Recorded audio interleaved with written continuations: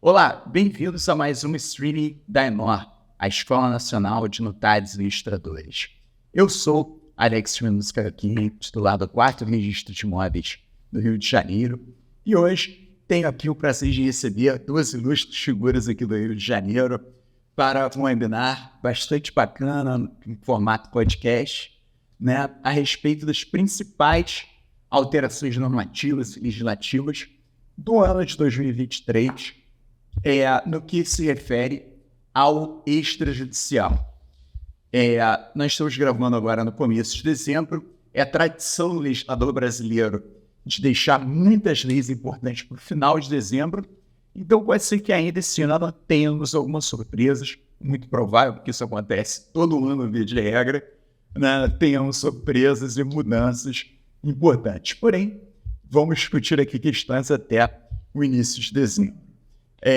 Bom, a respeito, antes de falar aqui os convidados e apresentá-los, falar muito rapidamente algumas das coisas mais importantes que nós tivemos no ano. Nós não vamos conseguir discutir todas, porém, se está nos assistindo, se quiser saber o que foi o mais importante esse ano, claro que tiveram outras modificações, mas mais importante, o novo Código de Normas do Rio de Janeiro, bastante revolucionário e com importância nacional, provindo 141 CNJ, provindo 143 CNJ, provindo 149 CNJ, o Código Nacional de Normas, provindo 150 CNJ, a Edificação Compulsória Extrajudicial, a Lei 14.620, de 2023, que altera outros dispositivos normativos, mas tem mudanças na 6.015 e o patrimônio de afetação, agora em loteamentos, também a 7.006, que era só para incorporações, ali a Lei do Marco das Garantias, a Lei 14.711, que, aliás, nós estamos agora com o curso aberto pela ENOR a respeito do Marco das Garantias. Pois bem, estou aqui com dois craques, estou aqui com o doutor Leonardo Monsores, tabelião e oficial registrador do 14º Ofício de Justiça de Niterói. Leonardo, muito obrigado pela sua presença aqui hoje. E o doutor Gustavo Bandeira, tabelião aqui do 8º Ofício de Notas da cidade do Rio de Janeiro. Para isso que vai ser um bate-papo, quer dizer, na verdade a gente falou dessas alterações, vamos conversar sobre algumas delas, né? Com relação ao Código de Normas do Rio de Janeiro, a gente estava conversando aqui anteriormente que tem uma observação, doutor Gustavo Bandeira, eu gostaria de fazer. Queria falar sobre a questão do testamento e da previsão que consta na tabela de emolumentos da nota 30, integrante da tabela 7, da nossa tabela de emolumentos, que diz respeito à declaração do testador quanto ao valor do patrimônio para fins de fixação da base de cálculo do testamento.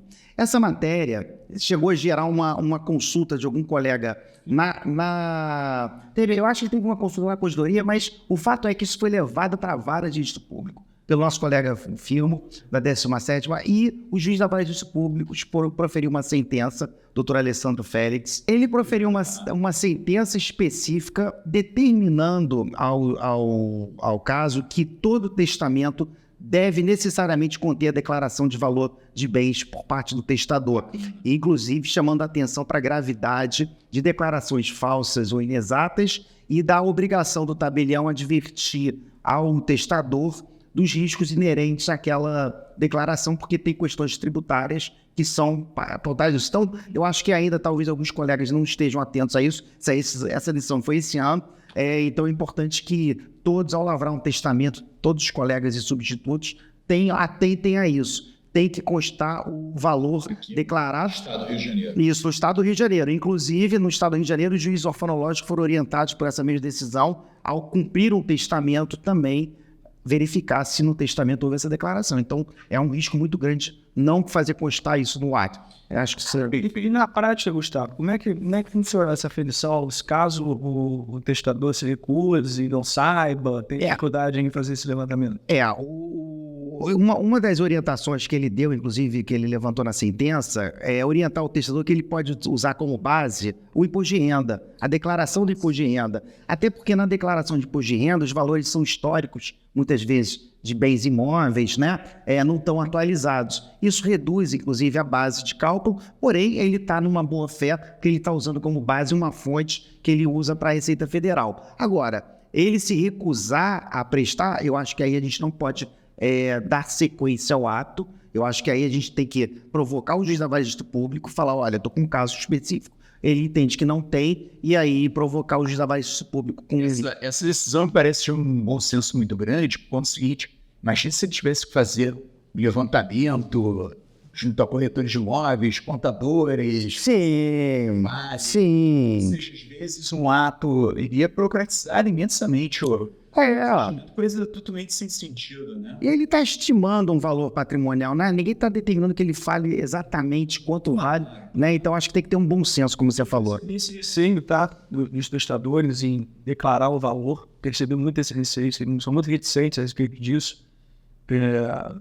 O medo daquilo repercutir nas heranças, nas legítimas. Mas cabe a gente mostrar que não é o caso, né?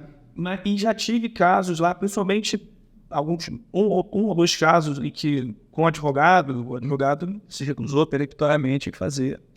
Se recusou, não vou declarar, não tem que declarar, não vai declarar nada. E, enfim, eu falei, então, infelizmente, eu não posso fazer negócio. Então, é importante esse controle por parte do judiciário, porque, infelizmente, ainda temos colegas desavisados. Exato, que não estão sabendo e talvez por desconhecimento. Nesse ano, isso não era assim, então a gente não tem casos de colegas outros escreventes, né, desavisados e que estão elaborando normalmente testamento sem declarar. Isso. E, enfim, ainda nessa área de notas, uma coisa bastante interessante foi falando da máquina de garantias, né? E foi a possibilidade que agora a gente tem o scroll account, a gente tem a restrição, né, de obrigações não cumpridas por parte do tabelião, a possibilidade de arbitragem. Queria que vocês falassem um pouco disso, meio do marco das garantias, é a Lei 14.711, e essa parte toda está no finalzinho da lei.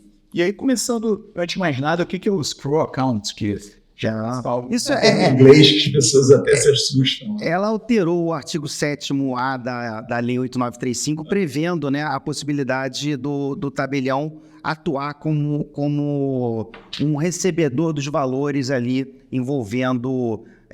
a escrow account é uma cultura americana, nos Estados Unidos é muito comum. Toda a compra e venda de imóvel nos Estados Unidos, o dinheiro passa primeiro por uma conta escrow, que é mantida por uma title company lá, que faz as vezes do cartório, né? E só mediante a assinatura lá, o sign lá, é feita a transferência para o vendedor. E a normativa aqui, então, vem trazendo essa possibilidade dos notários celebrarem convênios, né, com instituições financeiras para viabilizar. Eu acredito que não vai ser, esse pagamento não vai ficar numa conta corrente do cartório, evidentemente. Vai ser feito um convênio com a instituição, o CNB provavelmente vai ser o intermediador disso, e esse pagamento vai entrar ali, e uma vez lavrada a escritura, assinado o ato eletrônico, né? Porque sempre vem aquela pergunta... Já aconteceu comigo, eu não quero assinar antes de receber. E o outro, eu não pago antes dele assinar. Então ficava naquela. Eu ficava pegando meu latim. Não, mas eu que vou encerrar o ato. Não se preocupe, se ele não pagar, eu não encerro. Fala, não, fique tranquilo, aqui tem o tabelião. Então, no final das contas, no final das contas, eles acabavam fazendo, porque a credibilidade nossa é muito grande, né? Por mais que critiquem nossa atividade, podem falar o que quiser, mas no frigir dos ovos, acredita-se na figura do tabelião, do oficial, do registrador, e isso dá uma roupagem, assim, uma fé pública. E aí a lei veio trazer isso, achei ótima inovação. Não, foi ótima inovação, e sobre isso que eu estava comentando com eles aqui antes de começar, até falando dessa confiança social que tem no tabelião, que a gente está até comentando, poxa, união estável, precisa de escritura pública, legalmente falando. Exato. Todos os ministérios que eu já vi até hoje formalizados por escritura pública é raríssimo. E mostra uma confiança. União social. estável e testamento, né? E Os dois, testamento. você veja, Testamento. é muito raro você pegar um testamento particular. Sim. Assim como é raro pegar uma união estável, por quê? Particular, porque a pessoa diz, acredita no cartório e acha que aquilo... Acha não, que o cartório tem a fé pública. Os notas, mas o nível de notas é um conselheiro imparcial das partes.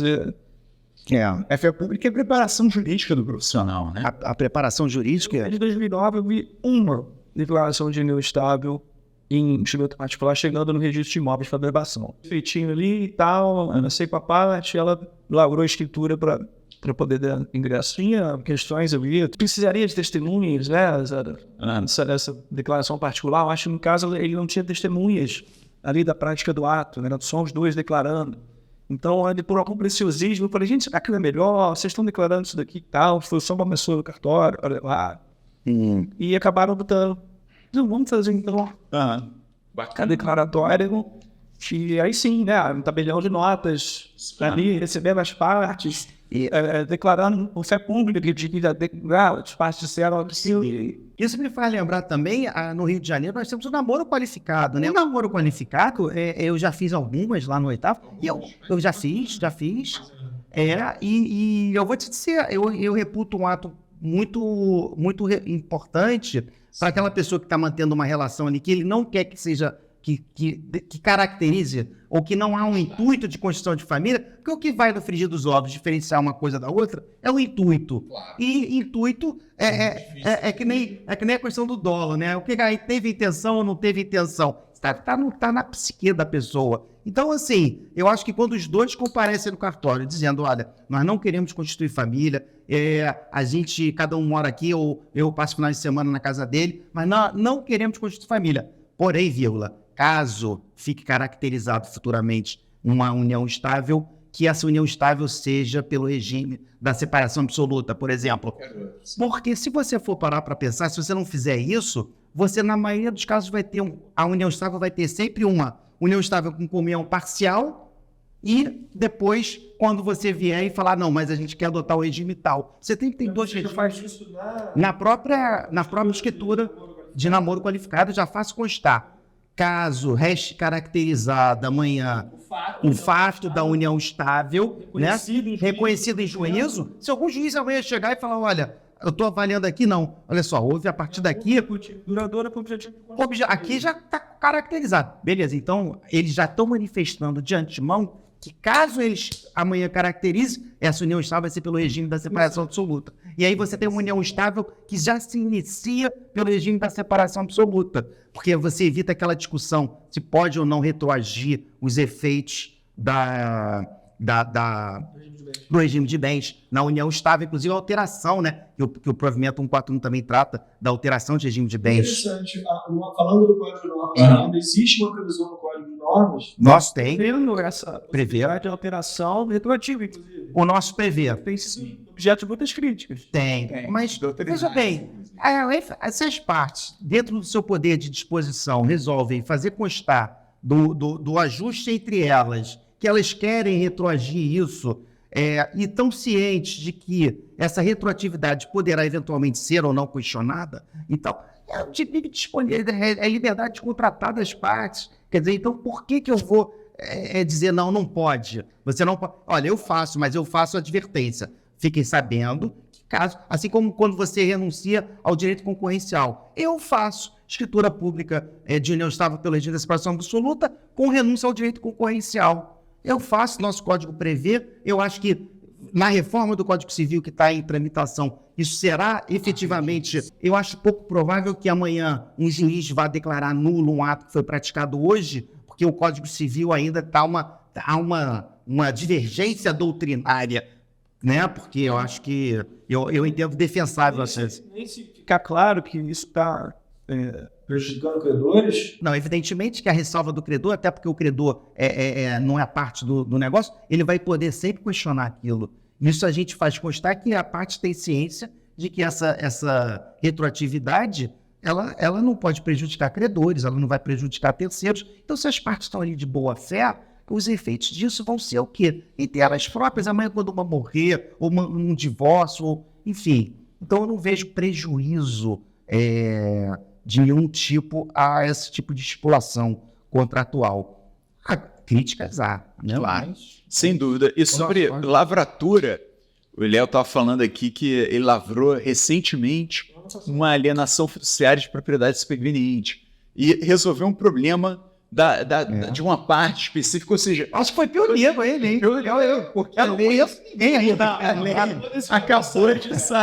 lei acabou de sair, dou os parabéns pro Léo. Não devia nem ter modelo disponível, ele que fez, né? Não tem nada de diferente.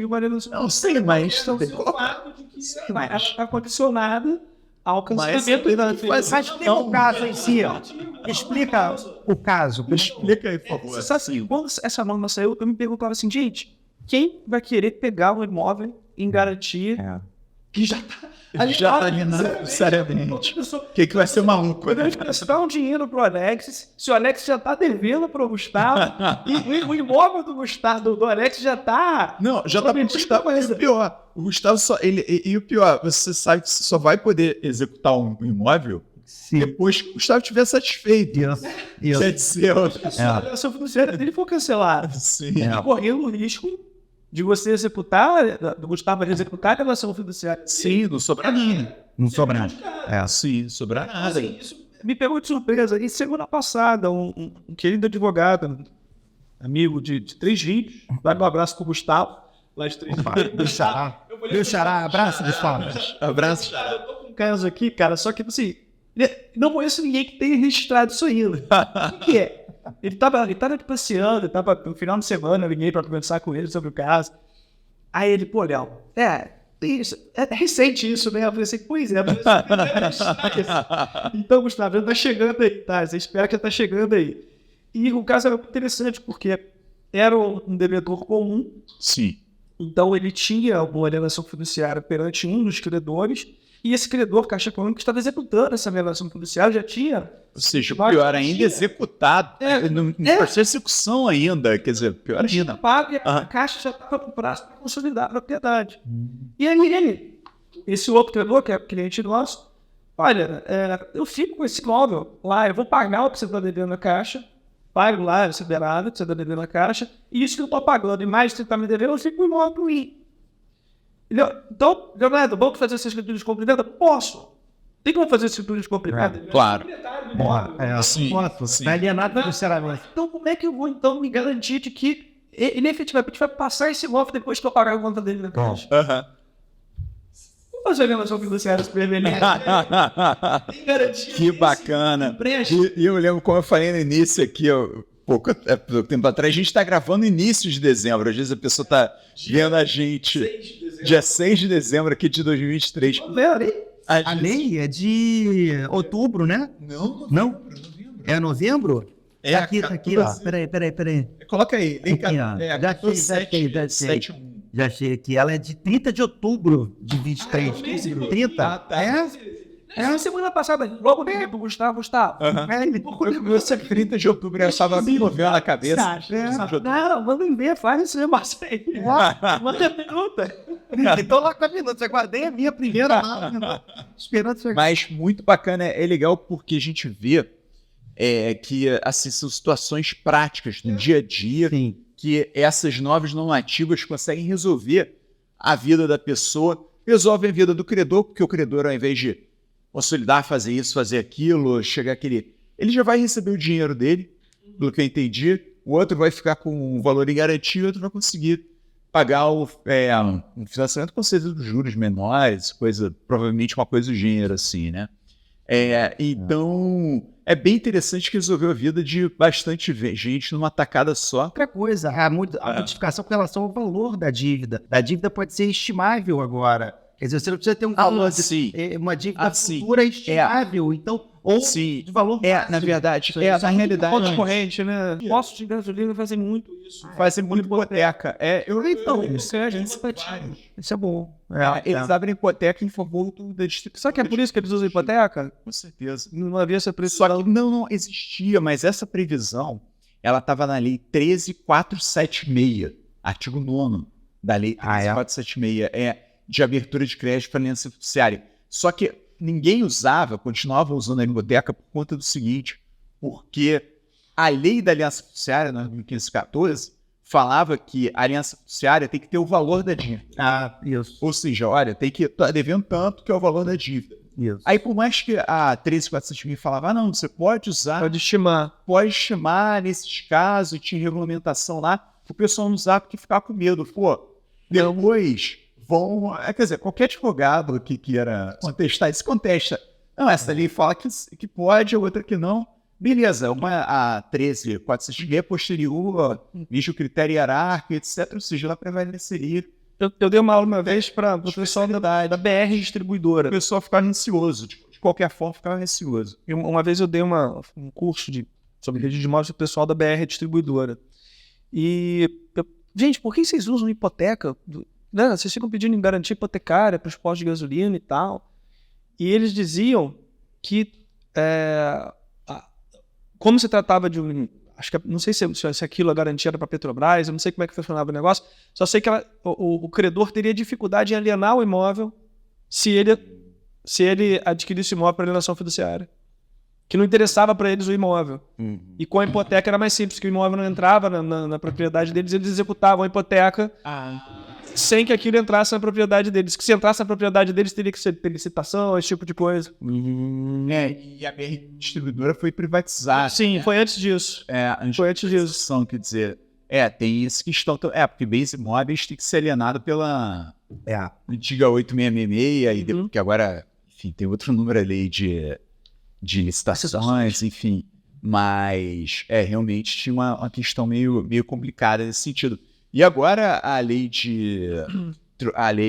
a 14.711, né, o Marco das Garantias, trouxe uma vantagem para a hipoteca sobre a aliança fiduciária, que é o seguinte, quer dizer, que a hipoteca, exatamente esse caso, que a hipoteca, o credor hipotecário, no caso de não pagamento, ele fica investido em um mandato legal, que ele pode, em 180 dias depois da notificação, da execução judicial, fazer a vida direta, né? Ou seja, não passa pelo nome dele, então não paga o ITBI. Não paga o ITBI, isso é uma vantagem. É o princípio do trato sucessivo no registro de imóveis. Isso é uma vantagem. Ou não, ele teve uma procuração. Porque ele tem um mandato legal, né? Igual os pais têm um mandato legal, os filhos, aí você vai fazer um R lá do devedor vendendo a nova pessoa, só que o devedor, por meio de mandato legal, por ser o credor fulano de tal. Eu tô com um caso assim, liguei até o Gustavo também. O Gustavo, quando pinta um negócio mais complicado, o cara tá vindo com o Gustavo. Eu tô com uma compra e venda de comissão de representante de corporação imobiliária para fazer lá. Representantes, olha, Estou liquidando o patrimônio de afetação. Porque o incorporador, ele ficou... Sim, deu penote. E aí eu falei, Gustavo, mas como é que isso se constitui? Assim, não é uma pessoa jurídica. Vai vir lá uma certidão do RTD dizendo que... RTD, não é? Pois é, mas como é que o RTD faz o controle da legitimidade daquelas pessoas para estarem constituindo aquela entidade? Sim. Então eu fiquei bem... E eu nunca a comissão fiz, também tem... A comissão tem um mandato legal para alienar o imóvel em nome da incorporadora. Aliás, mandato legal. Aliás, teve uma alteração recente, isso só que foi do ano passado, a gente está falando de 2023, falando como é que a comissão de representantes faz para destituir o incorporador, que é uma destituição extrajudicial. Quer dizer, isso aí foi 2022, a gente está no podcast 2023. Eles fizeram judicialmente. Fizeram uma notificação judicial. Pelo menos isso está ok. Não, sim. Mas é porque tem um procedimento que passa pelo judiciário, parte extrajudicial, parte judicial, só que... Falência. Oi? No caso de falência. Não. Também quando o incorporador ele demora muito tempo. Ele para de construir. Não faliu, mas parou de construir simplesmente. Ele fica... Aí ele é destituído, sempre vira. Destituído. Ele já pode ser destituído. Pode. Mas eu acho que pode ser extrajudicialmente. Sim, é isso falando. Só que é uma mudança com a 591 do ano passado. Então, enfim, eu também não sei... Essas coisas que a gente nunca vê, que a gente só vê na faculdade. Nem na faculdade, só vê na hora de estudar para o concurso, depois a gente esquece, né? Mas teve essa alteração, só que é de 22. Coisa velha a gente não pode falar. Porém, Tá fora do objeto. Tá fora do objeto. Do objeto do Perdão. E qual era a outra? E, poxa, você estava falando um negócio interessante aqui no intervalo, Gustavo. De aproveitar essa novidade da alteração da artigo 7º da 8935, mediação. Mediação em arbitragem. Mediação em arbitragem. Isso, poxa, isso é bacana. Eu acho que isso aí vai abrir um fronte muito bacana para os tabeliães. Eu tive um caso agora que eu propus para o cliente fazer constar da promessa de compra e venda uma cláusula arbitral, era uma promessa de compra e venda até de um imóvel, de uma fazenda, e eu propus a ele a convenção arbitral, nomeando uma câmara de arbitragem e indicando, se ele quisesse, poderia indicar a mim como árbitro para atuar ali. Eles estão negociando, não fecharam ainda, mas a vantagem seria que, caso houvesse um problema futuro, a gente poderia usar a arbitragem para até obter uma sentença arbitral de adjudicação compulsória. Isso aí seria uma coisa interessante, porque evitaria o processo, evitaria a ata notarial, né? O tabelião não perde nada, porque quando ele atua como árbitro, pela nova redação aqui, enquanto não houver convênio, ele cobra um valor com ato declarado. Então, é um valor com ato declarado, um ato com valor, né? E por sua vez, no RGI, e aí tem uma questão que aí você vai levantar, que é a questão do registro, sem necessidade de você abrir um processo de adjudicação compulsória no RGI. O registrador tão somente recepcionaria aquele tipo, sentença arbitral, e efetuaria o registro da adjudicação compulsória. Mas tem a questão que você podia colocar aqui, que a gente estava debatendo antes de iniciar, da legitimidade, né, da natureza, inclusive, da sentença arbitral, se seria apta ou não para ser recepcionada pelo registro de imóveis. Foi muito boa, eu acho. Fala um pouquinho. Em relação à natureza da sentença ser recepcionada pelo registro de imóveis ou não, acho que não seria o problema, né, de uma sentença arbitral. Sentença arbitral em si, vai ser recepcionada. Mas a natureza dessa decisão, eu fiquei né, da adjudicação compulsória, eu tenho minhas dúvidas, confesso que fui pego de surpresa aqui, então ainda não tive tempo de refletir ainda sobre isso, mas eu tenho minhas dúvidas sobre a eficácia executiva dessa decisão, né? Se essa decisão ela teria eficácia suficiente para ingressar no registro de imóveis, substituindo a vontade do promitente vendedor enfim, ingressando no folho real dessa forma. Mas confesso que... Sem uma execução, não. Mas eu acho o seguinte, que essa sentença, se fosse pela via judicial, essa sentença tem uma natureza executiva, porque o juiz não condena o vendedor, o promitente a ir lá celebrar a escritura. O juiz simplesmente ele julga suprindo a manifestação. E considerando o árbitro com o mesmo poder que o magistrado, ele também vai dar uma sentença com natureza executiva que vai ser apta para ingressar e transmitir a propriedade mediante o registro no RGI. Acho que vai também, como você não estudei isso a fundo, estou palpitando muito aqui de cabeça, mas o meu bom senso é nesse sentido. Se tivesse uma prova oral, responderia sim. Já fui bom em processo civil. Mas eu sei que a expectativa é ótima, porque a gente conseguiria isso em si, digamos assim, sendo aceito pela comunidade jurídica, isso aí iria deixar a adjudicação compulsória extrajudicial ainda mais rápida, né? A gente tem caminhado em passos largos para extrajudicialização, quer dizer, a gente teve diversos provimentos no início do ano, por exemplo, do Rio de Janeiro, com o próprio Código de Normas, que regulamentou a adjudicação compulsória extrajudicial. Depois veio o provimento 150 CNJ da adjudicação compulsória extrajudicial a nível nacional. Enfim, ou seja, a coisa vem caminhando muito rápido. Esse ano ainda, estou falando da judicialização como um todo. Esse ano mesmo nós tivemos agora no segundo semestre julgamento do CNJ confirmando que a execução extrajudicial da aliança fiduciária em garantia ela é válida e é constitucional. Quer dizer, claro, tem um problema que o Léo falou antes aqui que ela está prevista em lei expressamente, né?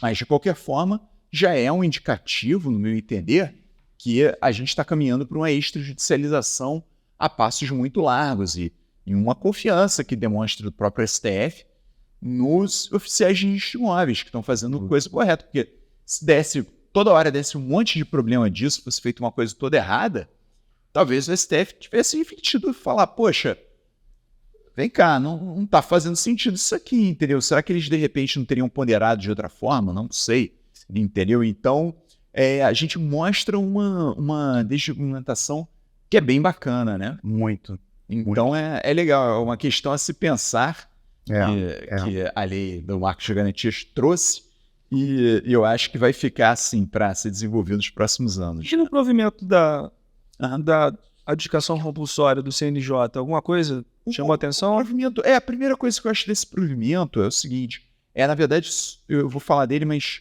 eu acho assim, que chama a atenção o seguinte, a gente teve o provimento 149, logo anterior, o da adjudicação foi 150, do CNJ, que foi o Código Nacional de Normas. Isso. Que o Código Nacional de Normas foi logo antes do provimento da adjudicação, que ele só consolidou os provimentos antigos. Então, na verdade, apesar do nome Código Nacional de Normas, é mais uma consolidação nacional de normas do que foi um código propriamente dito, né? E na própria exposição de motivos eles falam que a intenção foi consolidar, não foi fazer coisa nova. E claro, só que aí já estava aquela pressão por causa da adjudicação compulsória, e aí mal saiu o Código Nacional de Normas, já saiu logo atrás a adjudicação compulsória extrajudicial, que modificou o Código Nacional de Normas, ou seja, saiu um pouquinho depois de a adjudicação do Código Nacional de Normas. Tudo que vai vir agora vai vir modificando o Código Nacional de Normas. Um outro provimento... Daqui a pouco ele está com letra Z. A, B, C, D, E. Exatamente. Alguns poucos provimentos, eles até falam que eles não colocaram no Código Nacional de Normas, porque eram provimentos que eram importantes para outras áreas, como o do CENIB, que continua valendo por si mesmo, que falou, já é conhecido por profissionais de outras áreas, mas basicamente o que é usado pelos notários e registradores com mais exclusividade assim, praticamente consolidou tudo lá no código. Então, é bacana que facilita. E, ao mesmo tempo, a observação o Código Nacional de Normas, e eu acho que isso é muito sábio, ele convive com as normativas estaduais, né? E isso é importantíssimo falar. É claro que eles têm um grau hierárquico superior, se alguma coisa conflita,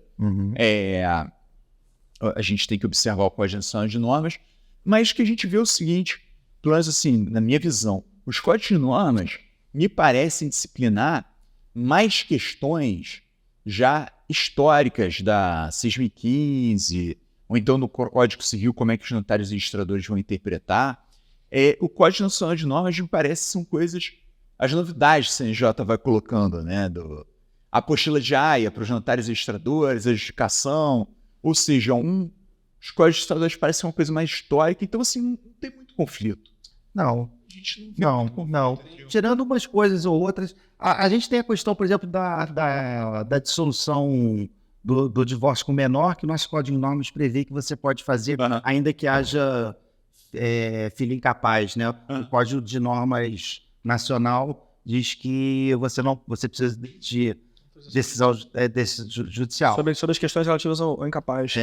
Você tem que ter aquela prévia, mas a gente previu uma exceção aqui, dizendo que não, a parte pode se comprometer a ajuizar a ação para a regulamentação. Então isso deu uma harmonização. Sim. Mas via de regra, acho que é isso que você falou mesmo. Acaba se harmonizando. Tem uma em relação ao uso capião que eu fico todo arrepiado. O Código de Normas estadual prevê que na hipótese de imóvel, do imóvel do capião se encontrar indisponível, a gente tem que parar tudo e encaminhar para o... Mas paralisa tudo. O Código de Normas Nacional, o provimento 65, né, o tipo provimento 65, tem uma previsão de que eventuais ônus ou gravames judiciais não impedem a uso do capião, mas ele permanece ali. Sim. Né? Então só que aí a gente fica morrendo de capião na imóvel disponível, né? E a gente fica com aquela situação de o medo da coisa. A gente está violando uma norma da nossa corregedoria, que a outra, a nacional, diz que pode. Mas hierarquicamente, assim, né? Eu tô com lá que eu tô empurrando com a barriga, que eu tô... mas tem que intimar mais não sei quem. Não, vamos insistir um pouquinho para intimar esse outro confrontante aqui. Mas vai chegar uma hora que eu vou ter... Claro.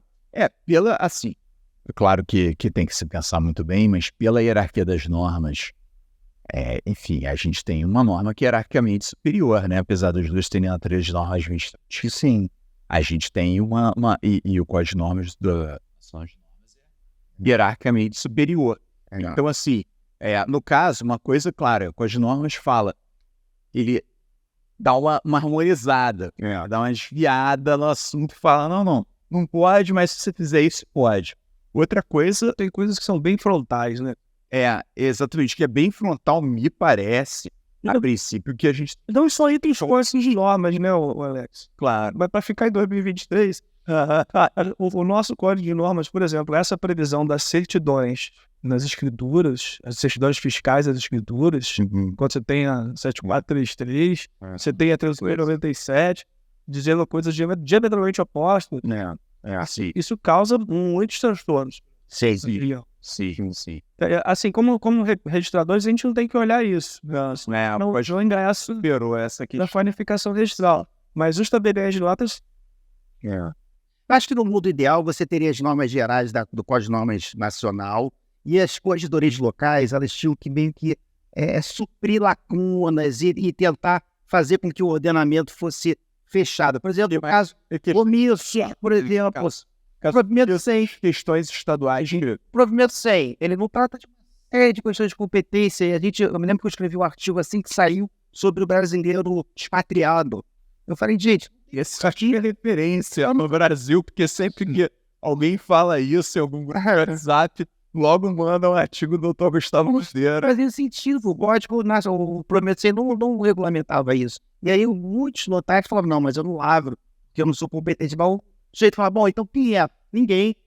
Porra, peraí, eu tô fora do país, não tem concorrência predatória aqui, deixa eu escolher quem eu quiser, Claro. né? E acabou, nosso Código de Normas encampou isso. Então, eu acho que a importância do Código de Normas é fazer com que a coisa funcione como um todo e, ao mesmo tempo, também trazer avanços. Claro, eu acho que o Código de Normas local, ele consegue fazer com que a coisa avance e se modernize, como a gente fez aqui no Rio de Janeiro, com venda antecipada de bens do espólio, enfim, uma série de coisas. Não, é importante ter um código de normas no local por conta do seguinte, porque na realidade, no Brasil, a gente tem um país que é muito centralizado, né?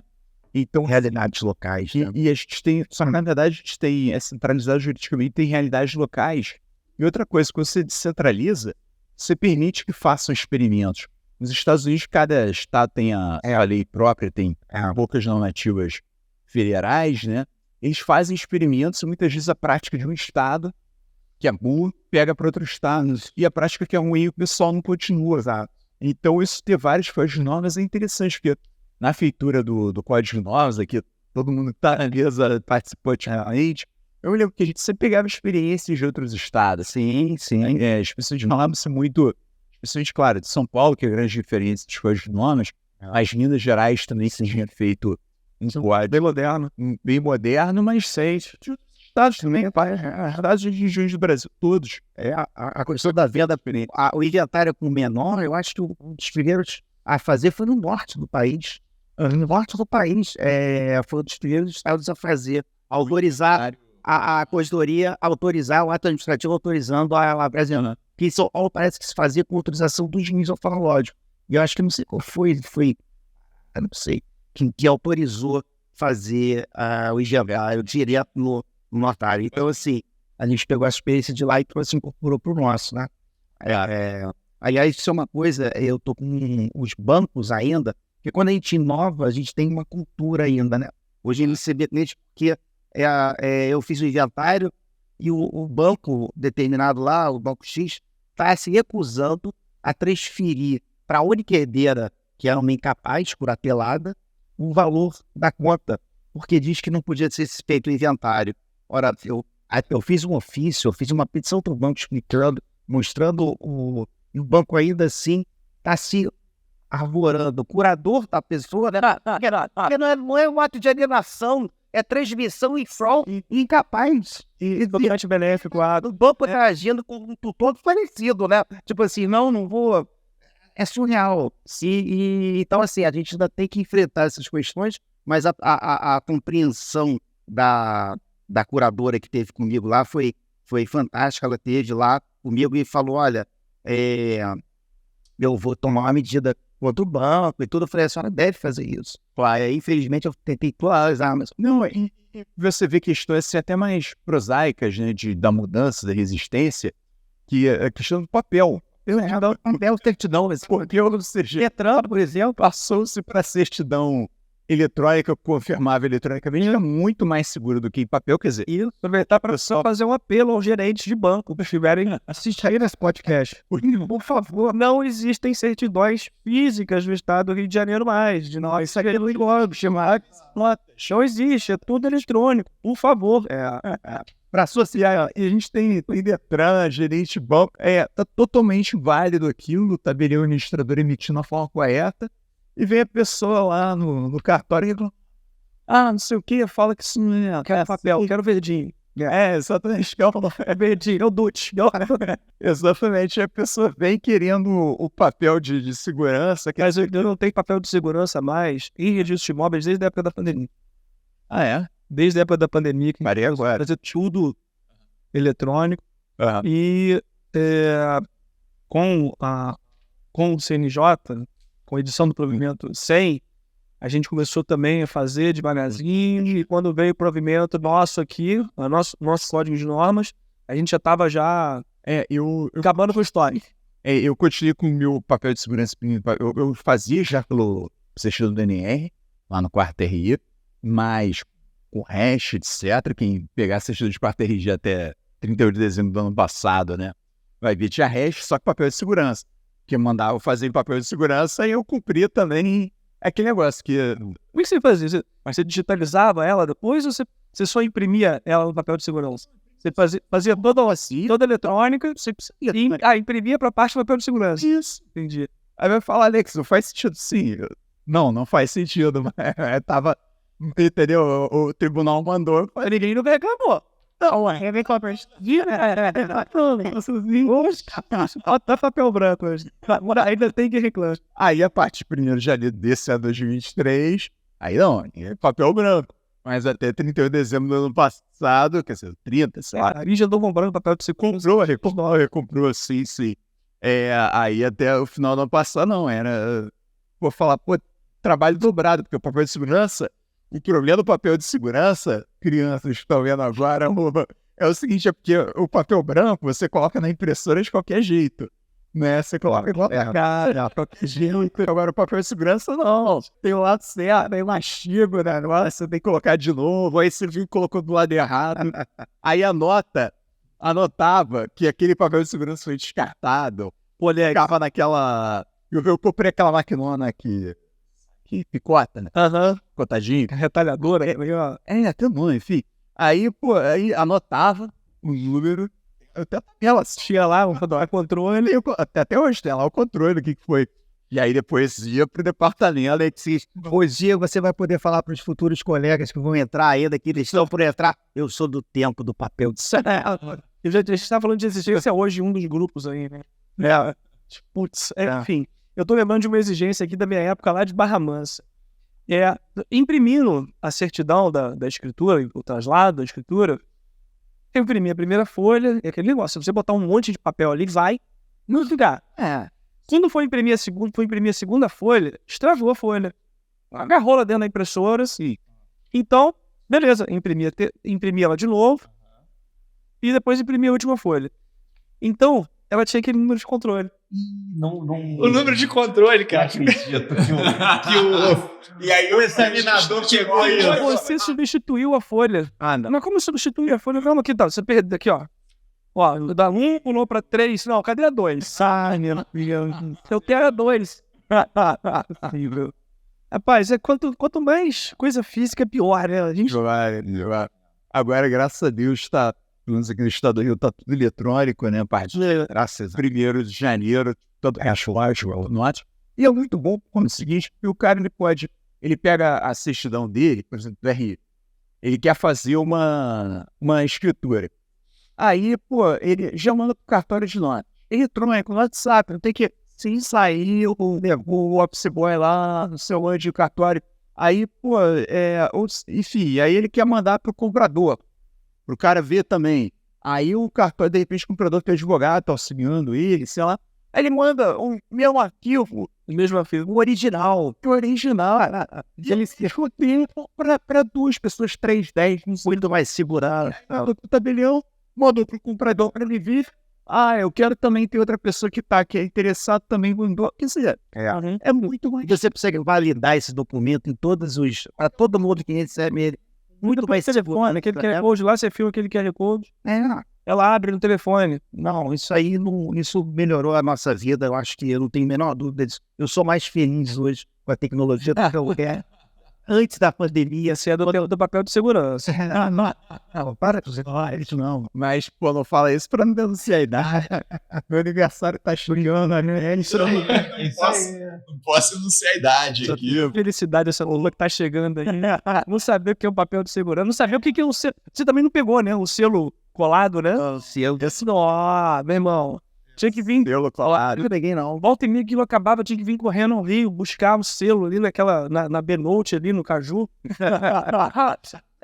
Já vim muito ao Rio buscar selo. Mas você imagina, quer dizer, ele era titular em Barra Mansa, em Peter, aí ficava bem mais fácil, claro, mas sim, mas na época que Caju, ali, saída da ali, rapidinho. Agora, tinha que vir de Barra Mansa.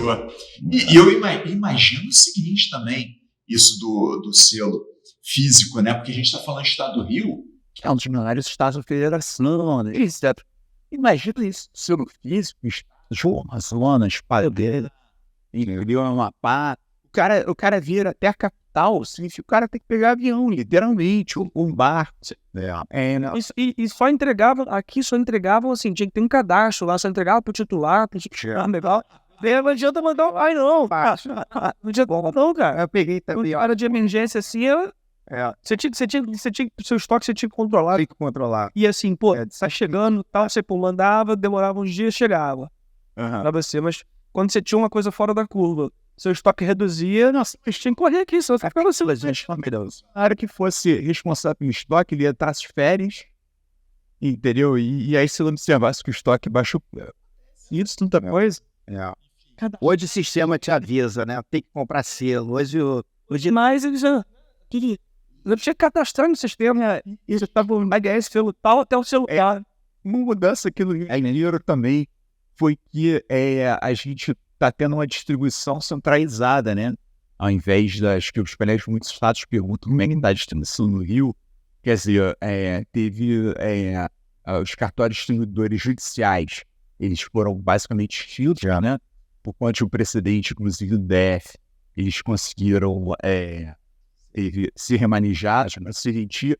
E agora, como é que está a certidão? está demorando quase 14, 15 dias a certidão no Rio de Janeiro. Quer dizer, pode dispensar pelo menos, mas aí realmente só dispensando, né? Porque não dá para dispensar. As pessoas se acostumaram a ter uma rapidez hoje muito grande. E esperar 14 dias para lavar uma escritura. Claro, andar para trás. Aqui no Rio, assim, existe criou-se uma cultura que a certidão de distribuição de expediente é mais importante para o tabelião do que para o comprador. Então, o comprador, são poucos compradores que conseguem entender a importância para ele de fazer essa verificação. Então, às vezes você conversa com a parte e fala assim, dispensa, você está com pressa, dispensa. Mas o senhor não vai precisar? Como assim? Pro tabelião. Não, essa certidão é para você, sabe? Então, para que você necessita? O tabelião mais mal intencionado ainda pode direcer de papel e falar, não, pro senhor eu vou dispensar, hein? É só começar. Nossa, né? Mas a pessoa, quando é mais esclarecida, quando tá vindo com o advogado, não dispensa. E os colegas aqui da capital, os imóveis da capital, os colegas que fazem muita escritura de imóveis da capital, cortando dobrado, né? Não, tá atrasando, sim, e atrapalha, né? Porque você já estava acostumado com uma rapidez, uma celeridade. É o que eu disse, você fazer o ato eletrônico hoje é muito bom. Eu sou muito mais feliz. Eu lavro muito mais hoje do que eu lavrava quando eu entrei eu tabelião, né? Eu mesmo lavrava meu livro. Quando teve um período que eu nem abria o livro, só quem lavrava eram os meus clientes, eu era quase que um gestor ali e tal. Hoje eu não paro, toda hora eu tô lavrando, tô bacana. Porque o e-notariado permite isso, né? Eu preciso me deslocar, eu tô ali, abro a videoconferência, então acaba que a gente ganhou muito com isso agora. Isso aí a gente andou para trás com esse negócio. Isso é um trabalho hercúleo, reunir esses... Imagino. Só que, Cada um tem o seu sistema, o seu banco de dados, é uma linguagem diferente. não, só que ao mesmo tempo, assim, eu sei que a gente tá numa fase ruim em termos disso, né? Mas ao mesmo tempo, a partir do momento que a corregedoria fizer isso, eu acho que ela vai fazer isso, então eles estão fazendo, e eu tenho plena confiança no trabalho do tribunal, e eu acredito que vai ser não só, como é hoje em dia no Rio de Janeiro, de uma certidão comarca. Sim. Eu acredito que a gente vai conseguir ter, igual da Justiça Federal, você coloca CPF, CNPJ, sai na hora. A certidão e o estado já usa. Sim, no interior já é. Já sai na hora? Já. No interior? Não sai na hora, não. Não sai na hora, não, mas demora 15 dias. Não demora, não. É porque já tá mais... Mas já sai. Porque você faz esse requerimento ali, já sai, é bem rápido. Hoje teria que. O sistema dos tribunais tinha que ser integrado de tal forma que você pudesse entrar no Google ou entrar hoje, com toda a tecnologia que tem, jogar o seu nome CPF. Sim, né? Não eu vou ver no Brasil inteiro se você É os tribunais. em algum processo, se já foi algum processo. Isso que é. Vai abrir uma ata notarial a mais para quem for fazer um escritura de cumprimento com você. Você vai ter uma ata notarial de constatação de feitos ajuizados no sistema de busca do tribunal. Ué, é na hora. Bota lá o CPF da pessoa, aí, ó, mas no tribunal não tem nada. Tem de ata notarial. Aí, ó, a criatividade humana, ele não foi. Você vê que até o universo tem nele. Não te chegou a achar. Eu ia ser artista, né? Você vai fazer de estatística da toma dessa. Você vê que os cientistas, né, os juízes falam que o universo é limite, mas você vê que a credibilidade humana não. Ela supera todos os limites. Supera todos os limites. Porra, então, a gente que sabe, né? Cada casa. Logo assim, cada casa, cada exigência que é brabo. Mas é verdade. O cara já se protege. Verdade. Por isso, consultando o site oficial da empresa. Por isso, É mesmo. Tô dizendo que não tem nada assim. por isso que a gente tem que ter um curso de qualificação. se você jogar hoje, Conforme o novo código de normas, né? Alexis, se você jogar hoje no Google, você sabe muita coisa da pessoa. Claro. Você consegue ver tudo no Juiz Brasil. Sim. Isso não para o registro, tá? Não para constar na escritura, mas às vezes o comprador ele tá desesperado, vai perder o negócio. Pô, mas eu não posso comprar sem saber se ele tem algum processo. Então, vamos dar uma olhada aqui. Entra no site do tribunal. Poxa, se o Tribunal de Justiça ele disponibiliza uma ferramenta de busca, ele tem que se responsabilizar porque ele está disponibilizando. Se eu estou dizendo que nada consta no tribunal no período de tanto até tanto, de ações cíveis, tabelião vai certificar. Olha, fiz a pesquisa, já olhei na conta ali. Era fiz muito isso. Aí você dispensa a certidão em si e fala da consulta. A certidão, pelo que eu ouvi dizer, os bancos de dados são desencontrados. Sim. Do Tribunal de Justiça e dos distribuidores. Sim. Os distribuidores é bem mais completo em determinado aspecto temporal. Eu acho que quando unificarem esses bancos de dados, unificarem a linguagem do sistema e permitirem a expedição do certidão na hora, poxa, vai ser isso ali. Vai ser muito Mas bacana. se esperar, às vezes, para buscar um negócio ali que, poxa, já Não, até lá. ele deu um negócio. Não, até lá vai demorar um pouquinho e, enfim, até lá. A gente tem a dispensa de certidões do próprio Código de Normas, né, que facilitou. Assim, mas e outra coisa também, vamos ter falado disso, né? Essas conversas são boas por conta disso. Sim. Nem tem se falado da certidão, certidão fiscal. Porque certidões cíveis, a gente tem a 13.097, tem o princípio da concentração, Claro. que o comprador ele pode confiar ali Na na norma e, olha, beleza, mas qual que é a exceção? Tributo. Sim, porque está no Código Tributário Nacional, que é lei complementar. Não, Artigo específico. E o STJ, ele Foi bola fora. Desse ano, aliás. a regra eu acho que ela não vai prevalecer, um momento ela vai ser Também formada, mas, cara, o precedente que a gente tem hoje é terrível. Terrível. É terrível, é o STJ querendo adaptar a lei e a jurisprudência dele. Então, assim, ele ignora completamente a 13.097, se refere a artigos da 7433 revogados, para dizer que no mínimo tem que pedir certidão de distribuição de feitos. Mas, enfim, né, no que diz respeito a Acredito que a tributária, é mais complicado. Agora, a certidão de feitos ajuizados não é uma certidão fiscal. Não. A certidão fiscal é expedida pelos entes públicos. Claro. Então, se você tem uma certidão no município, uma certidão da União, uma certidão do Sim. Estado. A certidão fiscal, ela é expedida pelo ente administrativo da administração tributária. Né? É uma certidão fiscal. Por quê? Porque é expedido pelo fisco. Já a certidão de feito, outra coisa é a certidão de feitos ajuizados, mesmo que seja feitos ajuizados tributários, que vai ser expedido pelo tribunal. Então, são poderes diferentes, inclusive. Para mim, isso é bastante claro da separação dos poderes. Um poder que ele tem lá a dívida ativa dele, que é o poder executivo. Inclusive, o poder executivo, se a pessoa ele cobra os valores e a pessoa paga o poder executivo normalmente as dívidas tributárias, você nem tem que se correr ao judiciário. Ele faz a cobrança ali, fala para a parte, IPTU, ele mesmo manda, né? Ele tem essa prerrogativa. Agora, outra coisa, a distribuição que é do judiciário. Para mim, Só, claro, só pelas divisões tributárias ajuizadas. Então, exatamente, é muito fiscal, vocês dão da execução fiscal muito inferior, claro, merece uma certidão, muitas vezes, toda hora É feito na vai pegar ela que está em... toda hora é feito o refis, por exemplo, e o próprio devedor que está vendido ativa, ele negocia e para. Imagina, eu vou enfiar numa certidão do distribuidor de que não tem execução fiscal contra mim como garantia de que amanhã eu não vou sofrer evicção por uma dívida tributária. Que não. Aí aparece Tá na dívida ativa. com uma dívida ativa da União anterior. E o Código Tributário Nacional fala da dívida ativa. A certidão da STJ não abordou todos esses aspectos. Acho que ali carece de uma discussão maior. Sim. Isso que eu tenho fé de que ele vai ser reformado em algum momento. Sem dúvida, eu concordo. Também Concordo plenamente. Também acho. Plenamente.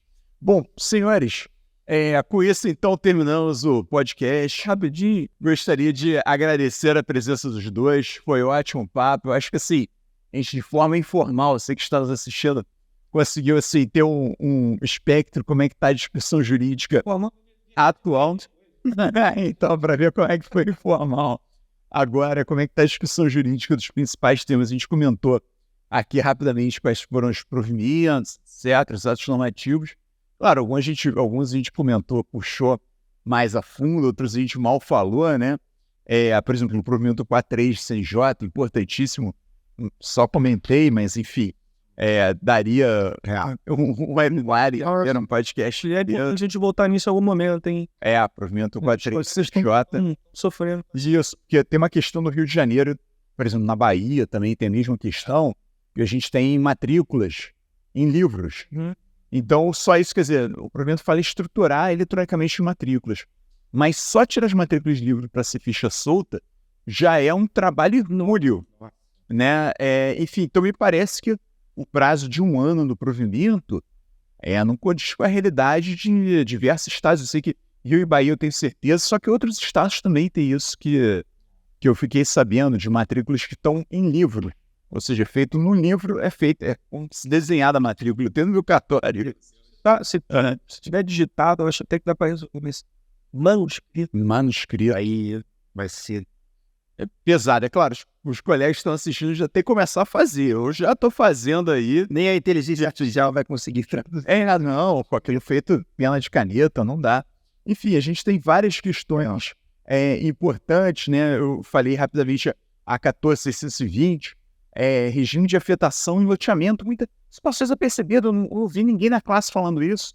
E, é importantíssimo. Poxa, você poder ter afetação e loteamento é mais garantia para quem compra. E eu achei muito bacana isso da afetação em loteamento. Enfim, tem uma série de questões. Aquele mesmo benefício Da incorporação imobiliária, aquele benefício fiscal? Não sei, tem que ver que a pessoa paga só 4%, né? Teria que ver como é que está a redação da lei. Porque, se não me engano, essa lei não tratou disso especificamente. Tem que ver a lei do benefício, fala só afetação patrimonial, mas provavelmente, né? Porque essa lei... Não alterou? Oi? Vamos ver. Dizem que alterado talvez alterou a própria lei do benefício, né? Mas é bem legal isso, regime de afetação e loteamentos. E essa lei voou alto, assim, ninguém falou nada e passou desapercebido. E, poxa, é uma coisa que em muitos lugares, no interior especialmente, você não tem nem incorporação imobiliária, você tem loteamento. Às vezes, em alguns lugares, muitos. Incorporação mais capital, cidades grandes, né? Mas isso passou desapercebido. Mas, enfim, gostaria de agradecer a presença dos dois. aqui no nosso Alegria. no nosso podcast. Agradecer também a você que está nos assistindo. Falar para não se esquecer de se inscrever aqui no nosso canal de YouTube da Enor. Só clicar no sino abaixo aqui do seu vídeo. Você se inscreve no nosso canal e recebe notificação de novos vídeos. Enfim, bom, essa foi a retrospectiva 2023. Igual o Globo faz. Esperemos que 2024 seja melhor aí. Muito falando, eu achei que manejadores de direito, apesar dos problemas todos de guerra, já muda, etc. Acho que são novas demais, só as surgem, né? Os registros de notariado muito positivo, bom, muito positivo mesmo, sabe? Enfim, eu acho que foi tudo muito, muito positivo e esperamos que 2024 a gente tenha melhores notícias e mais ideias, de repente até o que venha, talvez torçamos notícias boas no finalzinho de 2023, né? As dias do ano. Então, Feliz Natal, próspero ano novo para todos. Doutor Leonardo Mossores, muito obrigado pela sua presença. Sempre, poxa, suas considerações, sempre assim, uma coisa que deixa a gente pensando. E o doutor Gustavo Bandeira, a mesma coisa. Muito obrigado pela sua presença mais uma vez aqui na Enor. E até o próximo. Uma alegria. Obrigado para você. Obrigado, gente.